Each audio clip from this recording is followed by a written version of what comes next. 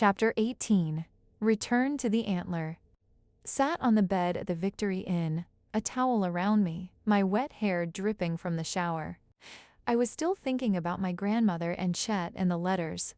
Roy was right. It was time to let it go. They'd made their peace. The clock on the bedside table said 5:50. Hayden had been gone for hours with the New York Times people, but he'd finally left a message when I was in the shower and said he was on his way back. I picked up a bottle of caution to the Win nail polish, gave it a shake, and began to brush the red liquid over the nails of my left foot while I went over the plan for the evening. Hayden and I would have cocktails with my mother in the lounge downstairs. Then he and I would have dinner at a cozy table I'd reserved in the dining room. And afterward, we would come back upstairs for champagne.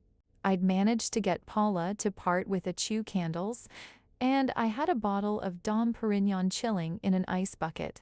I would have preferred a 1996 vintage, but I settled for the 98 because Hat was all they had at the wine cellar. I was all set. We'd enjoy our dinner, pop open the champagne, get a little drunk, get a little romantic. It sounded pretty good. It sounded ...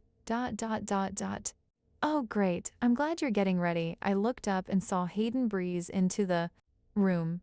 We're meeting Jim and Tally for dinner, he said, checking his watch. At 7. Who? I put the cap back on the bottle. He dropped the car keys on the bureau. The Times reporter and photographer. I told them we'd have dinner with them. Tonight. He couldn't mean tonight. Not the one night I wanted us to be alone. Needed us to be alone. Hayden opened the closet door. I'm sorry, honey. I know it's last minute, but they really want to meet you and they didn't have any plans, so ... Oh, by the way, Paula told me your mother's here. That's a surprise. Yes, Mom's here. She got into one of her worried modes because I didn't call her back. You know how she... We'll take her with us, he said, placing a pair of trousers and a shirt on the bed.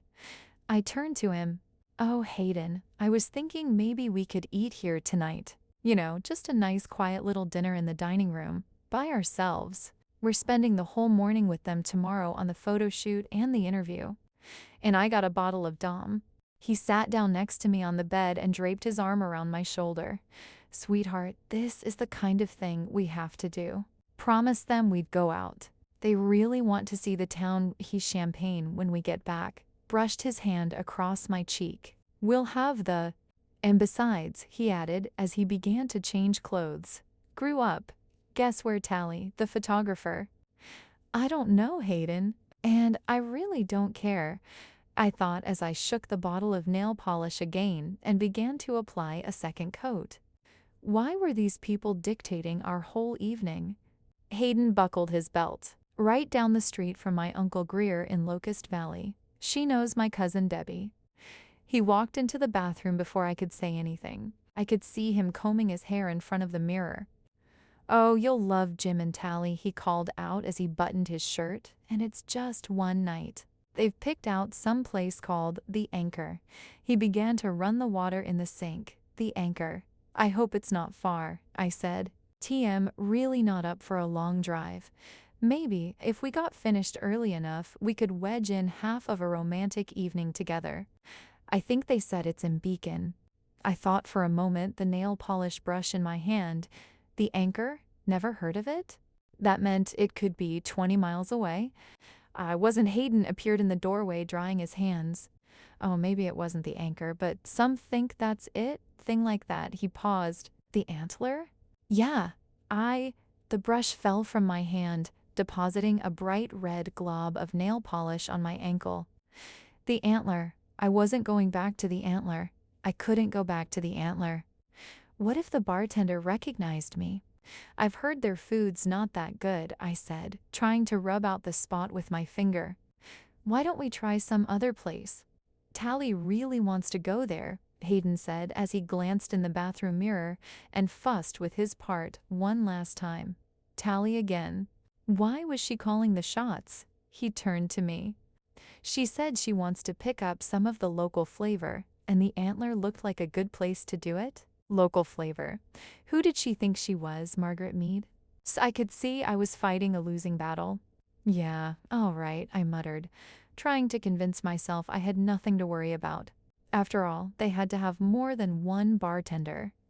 Maybe it would be Skip's night off. A poster board outside the Antler announced live music by the Riptords and karaoke night.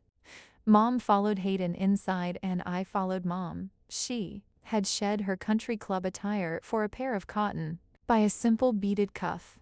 Before, and her gold bracelets were gone, replaced even be Tory. My eyes adjusted to the muted light and orange glow. I knew the place was packed. People were laughing and shouting, and a steady buzz-out conversation hummed around us. Tuesday night. Hayden glanced at me. Looks packed for a. I bit my lip and nodded. Do you see the people we're meeting? My mother asked. Hayden looked around. No, but let's keep walking toward the back. We'll find them. We passed crowded tables loaded with food and pitchers of beer.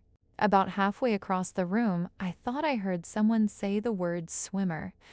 Don't get paranoid, I told myself as we squeezed through a cluster of people.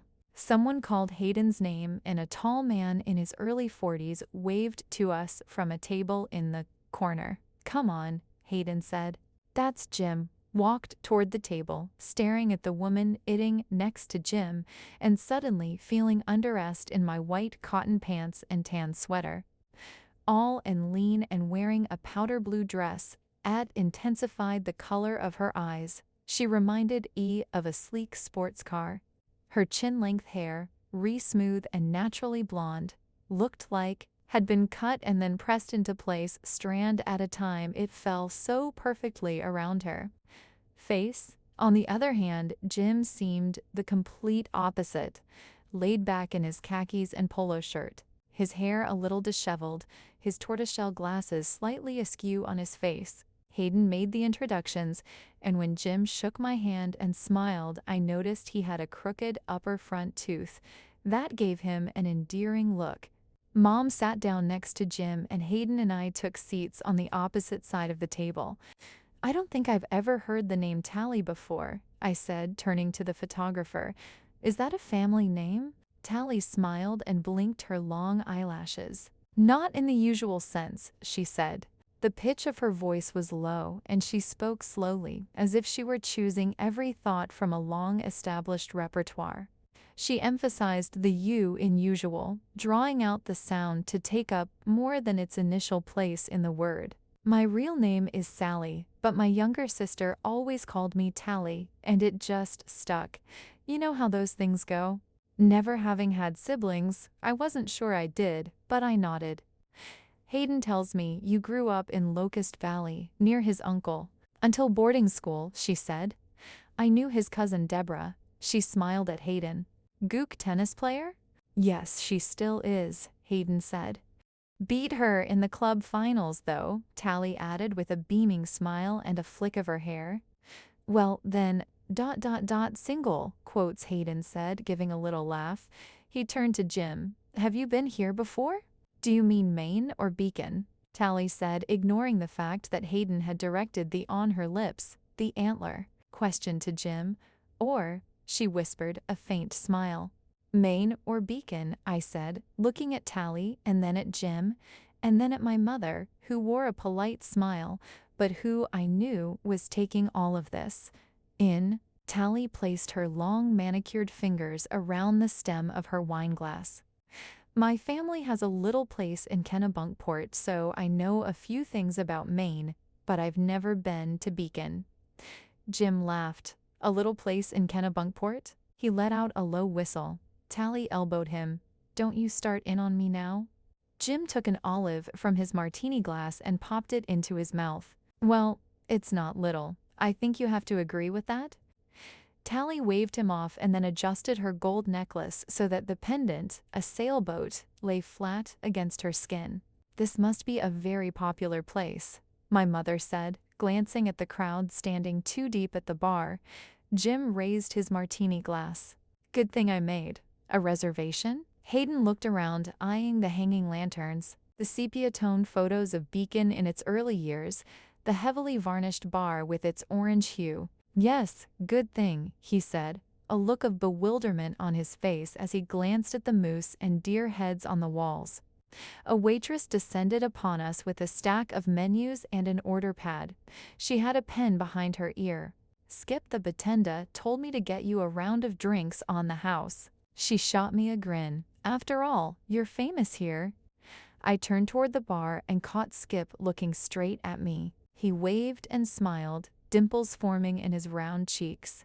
"Hey, Swimma, welcome back." Hayden looked from Skip to me. "What did he call you, and why is he giving us a round of drinks?" I saw Mom's face go slightly ashen. Tally raised an eyebrow. "You're famous at the Antler?" She let out a little laugh and then leaned toward me. "And just what does one have to do to become famous here?" she said, half whispering. Then she smiled in a conspiratorial way, as though we were old friends sharing a secret. I shook my head and tried to give a casual shrug. "I guess I look like someone else." Hayden glanced at Skip again and turned back to me. He was about to say something when the waitress interrupted. "So what'll it be?" For a split second, I saw a look in Hayden's, the kind of look people get when they suspect they're not in on the joke, but then it vanished. "Cynthia?" And he turned to my mother. "Why don't you start? Bacardi daiquiri." "All right then," my mother said. "Till I thought you quit drinking rum," I murmured to her, a frightening visual of my mother dancing at her neighbor's anniversary party coming to mind. "Oh, it's fine," she muttered back, waving me off. "Sure thing," the waitress said, scribbling on her pad. Then she turned to me. I was about to order a glass of wine when she added, "Hey, I'm real sorry I missed the big night last week." She gave me an apologetic look. "The dart game and the dead presidents. Way to go." The dart game and the dead presidents. I could feel my throat start to tighten up. "Dead presidents?" Hayden asked. "Who are they, a band?" The waitress laughed. "That's funny, pal. You got a sense of humor." She clapped Hayden on the back. He coughed and then turned to me, startled. The waitress placed coasters in front of us. "You know you got a ringer here?" she said to Hayden. "She's good." Wow. Hayden, Mom, Jim, and Tally all stared at me. "Ringer?" Jim said, smiling. "What's this all about?" I glared at the waitress. "I think you've got me confused with someone else." She glanced toward the bar, but Skip said, "You needs glasses." I held up my hand. "Yes, I know, but I think Skip, he wears contacts." "Well, new contacts then." "He has new contacts." "Well, something," I said, now totally flustered. The last thing I needed was for Hayden to find out what happened, and she was about to blow my cover. "Look, could we just finish up the drink order here?" I said. "Tid like a Diet Cola, please." No way was I going to have anything with alcohol in it. I needed to keep my wits about me. That was certain. "Yeah, all right." The waitress shook her head, mumbled something, took the other orders, and walked away. Hayden leaned toward me. "Did she just say you should have kept drowning? What in the world was she talking about?" "Hayden, I think your hearing's going." "And you're not even 40. I forced a smile. Jim laughed, but Hayden kept staring at me as though he knew something wasn't right. All of a sudden, it felt like the temperature in the room had risen 20 degrees. I could feel my face flush, and now everybody at the table was looking at me, waiting for me to say something more, but my mouth wouldn't move. Then a miracle happened. The back door opened, and the band members came trooping in, carrying with applause and hoots instruments, and the whole restaurant erupted drums, an electric piano, and some other. "They must be popular," Hayden said, looking surprised. "Let's hope they're decent," Tally said, tipping her chin up slightly as though she were resting something on it. We're a little far from civilization. The band started tuning up, and after a few minutes the waitress returned with our drinks and then went around the table taking the dinner orders. I hadn't even looked at the menu, but there were two things I remembered from my first night here: meatloaf and lobster. I didn't want the meatloaf again, so I blurted out, "Twin lobsters with drawn butter." "Oh, and fries." I snapped the menu shut and put my hands in my lap. Hayden's eyes almost popped out of his head. "Drawn butter? Fries? Have you lost your mind?" I thought you were always so worried about your cholesterol, Ellen. You'll need a prescription for Lipitor before you leave this place? He shook his head, stared at me a moment longer, and then turned to Tally. I heard him ask her something about Kennebunkport. Here goes, I thought.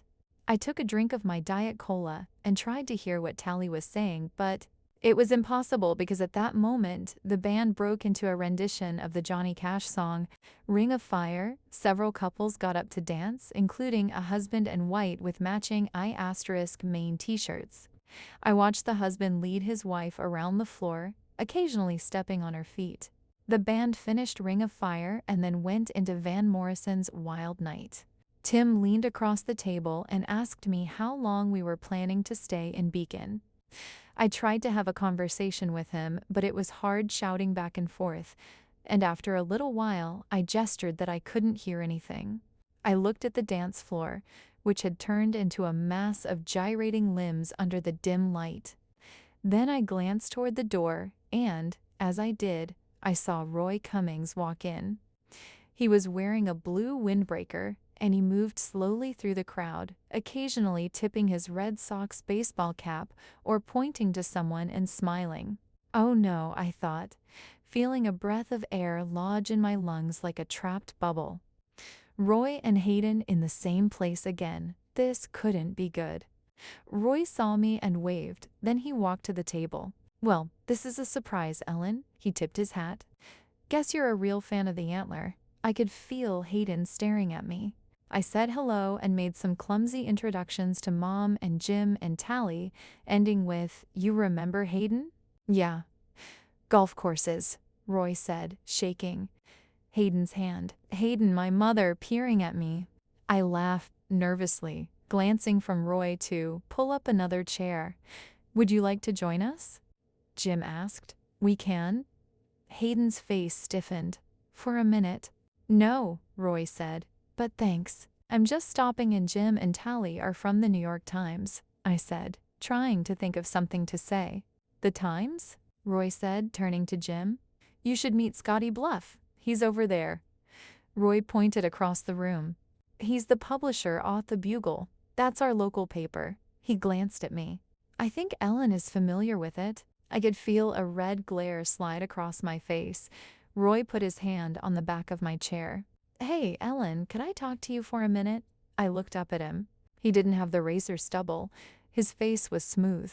He had a glint in his eyes. I don't know. "I've got guests here, and I just need a minute." "Hayden, do you mind?" I whispered. "This is probably about my grandmother and his uncle." "Do what you've got to do," he said, putting his hand on mine.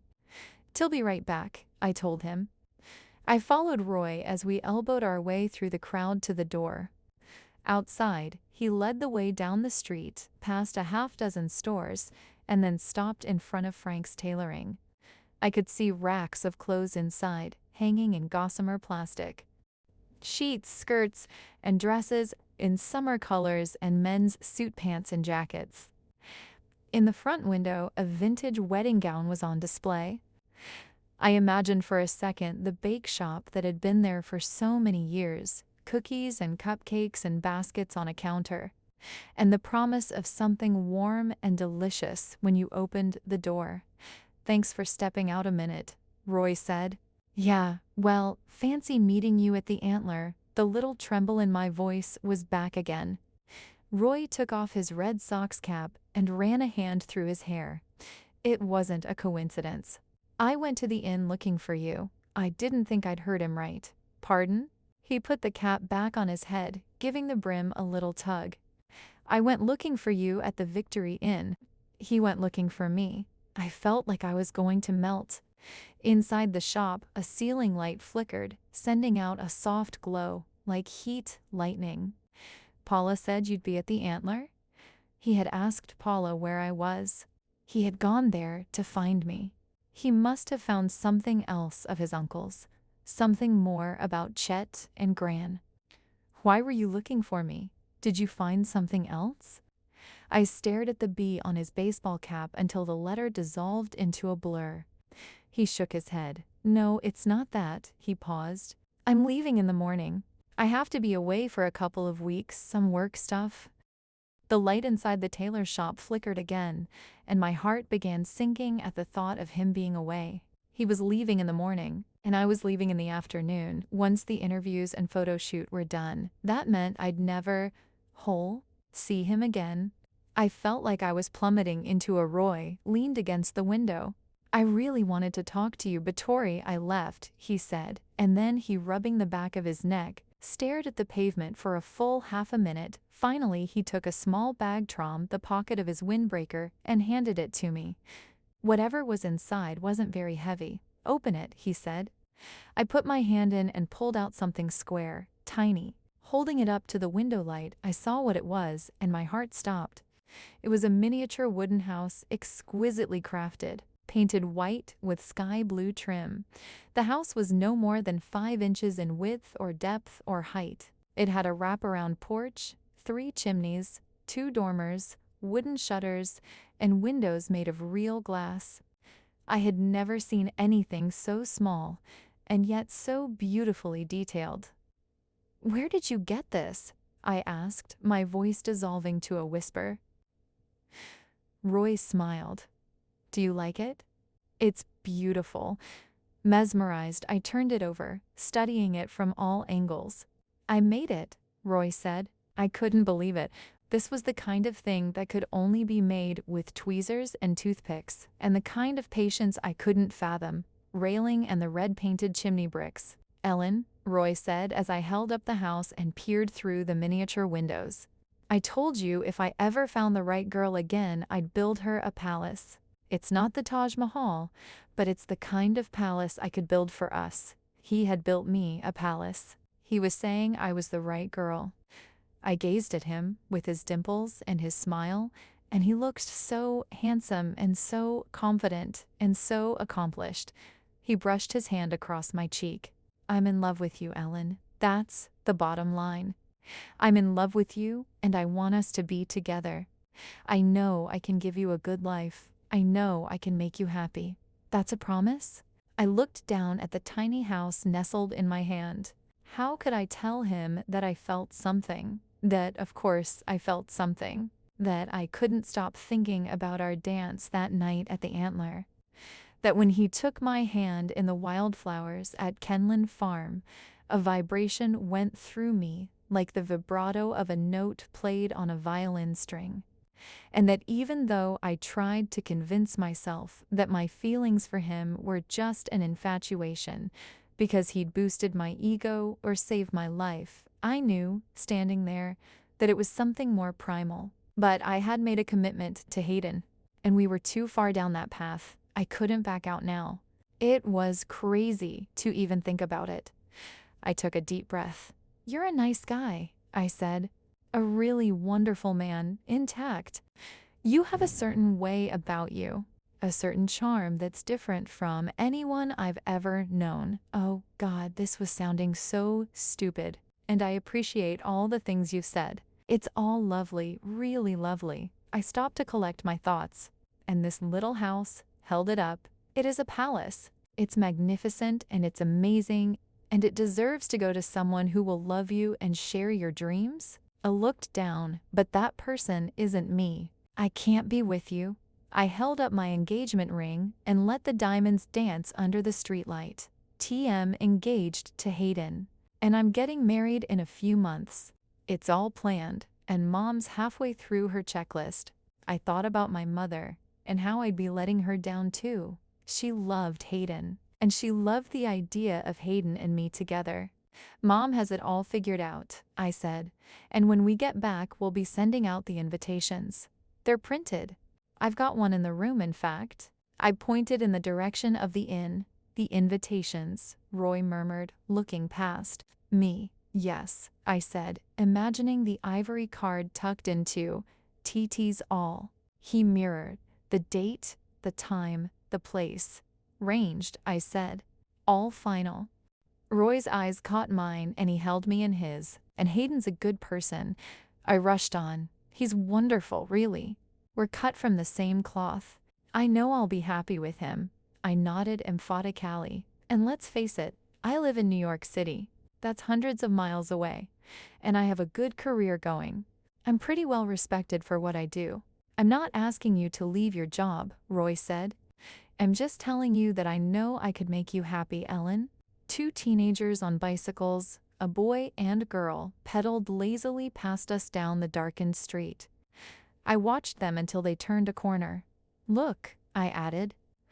Putting all that aside for the sake of argument, you don't even know me. And if you did, I'm sure you wouldn't like me. I'm stubborn and I act like I know everything, and I'm high maintenance and I grind my teeth at night. Roy leaned against the wall of the tailor shop. I already know all that, he said, except for the teeth grinding part. And I probably know a lot more about you than you think. I even looked you up on the Winston Reed website. Picture's pretty good, by the way. He had looked me up on the website. He liked my picture. Oh God, why did he have to keep saying these things? That picture's awful. No, it's good, he insisted. And everything about you on the internet. I read it all. And then I found every article that mentioned you, and I found here my photographs. Yeah, the ones you have on that blog. The pictures you took in Italy. I like those the best. The way you see things, Ellen. He paused. You have a way of looking at the world that's really special. It's beautiful. It's a gift. I felt my heart do a double beat, wanted to collapse into his arms. Wanted him to hold me forever and tell me these things again and again. But I couldn't do that. I was getting married. Roy, I said. You did your research. You know a little bit about me, but no. Wait a minute. He stepped closer. I know a lot about you, Ellen. He had hooked me in his gaze again, and I couldn't look away. I know you're smart, and you're funny, and I know you love your family very much.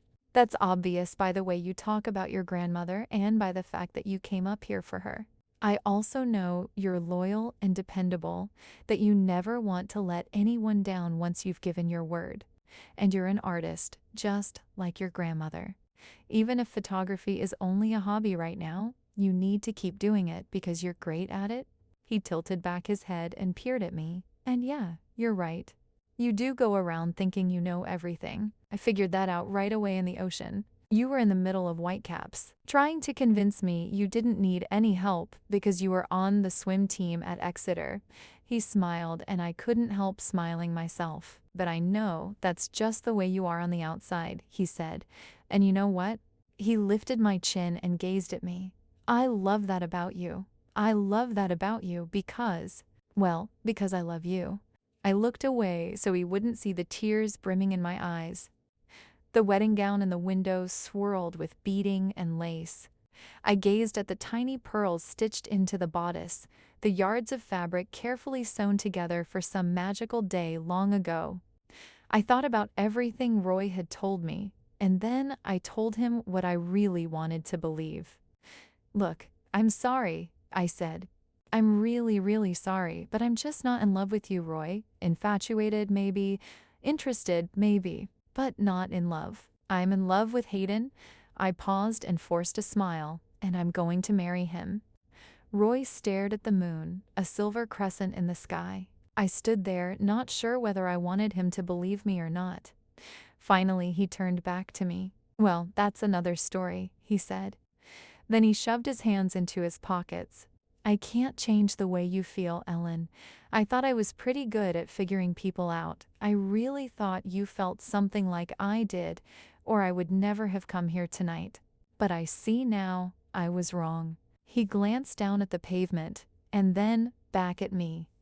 Well, I guess that's that. His voice sounded lost. His eyes looked tired. He reached into the pocket of his windbreaker and took out a folded 5-bin caroled, "Have I round with me, B, but I wanted you to keep." No, Ellen, you should have this. It might be the last thing your grandmother ever wrote. I looked at the letter and then reached out for it. Roy took my hand, held it for a moment, and then let my fingers slip through his. Well, swimmer, goodbye then. He gave me a little nod, turned, and walked down the street. I heard his footsteps on the sidewalk. I watched him get into his truck and heard the purr of the engine. I saw the lights come on and I watched him drive away, the red taillights fading into darkness.